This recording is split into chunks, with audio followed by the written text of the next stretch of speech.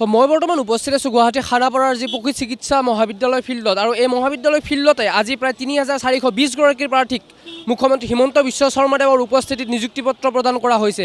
যি কাৰিকৰী আৰু অকাৰিকৰী বিভাগৰ হওক বা স্বাস্থ্য শিক্ষা আয়ুষ আৰু চিকিৎসা বিভাগৰ ৩,৪২০টাকৈ পোষ্টত আজি নিযুক্তি পত্ৰ প্ৰদান কৰে মুখ্যমন্ত্ৰী হিমন্ত বিশ্ব শৰ্মাই। মই ভিডিঅ' জাৰ্নেলিষ্টক এবাৰ অনুৰোধ জনাইছোঁ যাতে তেওঁ চাৰিওফালৰ এই পৰিৱেশটো দেখুৱায়। ইয়াতে যি মুখ্যমন্ত্ৰী হিমন্ত বিশ্ব শৰ্মাই যি বাৰে বাৰে দাবী কৰে যে স্বচ্ছ আৰু মেধাভিত্তিক নিযুক্তি প্ৰক্ৰিয়া, তাৰেই যেন আজি পুনৰ এক স্পষ্ট ফলাফল ইয়াত দেখিবলৈ পোৱা গৈছে। আজি নতুনকৈ ৩,৪২০গৰাকী যুৱক যুৱতীক যি এয়া নিযুক্তি পত্ৰ প্ৰদান কৰি হিমন্ত বিশ্ব শৰ্মাদেৱে ঘোষণা কৰে যে অহা 10 জানুৱাৰীত তৃতীয় বৰ্গৰ নিযুক্তি প্ৰক্ৰিয়াও প্ৰদান কৰা হ'ব। লগতে অহা 20 জানুৱাৰীৰ পূৰ্বে চতুৰ্থ বৰ্গৰ যি নিযুক্তি প্ৰক্ৰিয়া সেয়াও সম্পন্ন কৰা হ'ব। ইতিমধ্যে যিসকল প্ৰাৰ্থীয়ে আজি এনেধৰণৰ নিযুক্তি পত্ৰ লাভ কৰিছে তেওঁলোকে মুখ্যমন্ত্ৰী হিমন্ত বিশ্ব শৰ্মাক ধন্যবাদ জনাই লগতে কয় যে এনেধৰণৰ এক নিযুক্তি প্ৰক্ৰিয়া যে সেয়া আচলতে কল্পনাও তেওঁলোকৰ নহয়।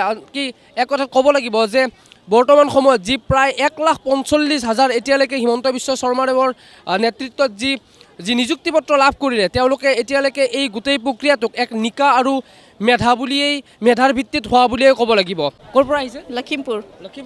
কি বিভাগত নিযুক্তি হ'ল আপুনি? Lab technician.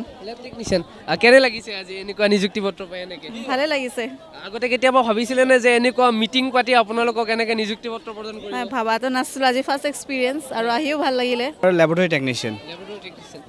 আচ্ছা, মামাই কৈ আছে যে প্ৰায় নিকা যি একদম সঁচাকৈ পূৰা নিকাকৈ হৈছে, মানে নিজৰে বিশ্বাস হোৱা নাছিলে। যোৱাকালি ফোন অহাৰ পিছতে বিশ্বাস হ'ল যে চাকৰি পাইছোঁ। এইটোৱে আগতে পৰীক্ষা দিছিলোঁ DHS বাৰু, এনেকুৱা চিলেক্ট হৈছিলে আপোনাৰ ভাইভালৈকে গৈ কিনে আকৌ কেঞ্চেল হৈ যায়। এইটোৱে মামাই যে কৈ আছিলে নিকা নিযুক্তি, আপুনি ভাবেনে যে চৰকাৰে নিজা নিযুক্তি দিবলৈ সক্ষম হৈছে? এবছলিউটলি সঁচাকৈ হৈছে। এইটো আমি আশা কৰা নাছিলোঁ এনেকৈ ইমান সোনকালে চাকৰি পাম বুলি, বাট মামাৰ কাৰণেতো সম্ভৱ হৈছে। তো বহুত বেছি ধন্যবাদ তেখেতক। আপোনাৰ লগত অভিভাৱক আহিছে ছাৰ, কেনেকুৱা লাগিছে আজি? বেয়া লগা নাই। আপুনি ভাবেনে যে অসম চৰকাৰে বৰ্তমানলৈকে নিকা নিযুক্তি দিবলৈ সক্ষম হৈছে? ভাল কাম কৰিছে।